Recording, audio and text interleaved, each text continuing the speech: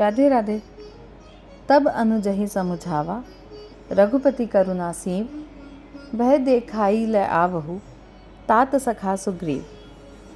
गोस्वामी तुलसीदास जी के द्वारा रचित श्री रामचरितमानस के किष्किंधा कांड के दोहा क्रमांक 18 की सरल व्याख्या करते हुए भगवान मैथिली शरण जी कह रहे हैं कि संसार में भय दिखाया जाता है दूसरे को या किसी को डराने के लिए, पर हमारे प्रभु श्री राम ऐसे करुणामय हैं कि भय का उपयोग भी दूर वाले को अपने पास बुलाने के लिए करते हैं।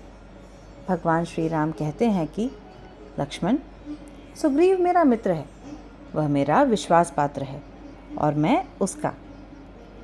बस तुम मात्र किष्किंधापुरी चले जाओ, बाकी कार्य तो हनुमान जी ने वहाँ कर ही दिया है।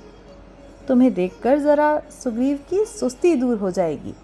एक सांप यदि घर में आ जाए तो व्यक्ति की नींद चली जाती है, तो फिर यदि 1000 फण वाले शेषनाग के अवतार को ज्यों ही सुग्रीव देखेगा तो फिर कभी मोह की निद्रा में प्रवेश नहीं करेगा।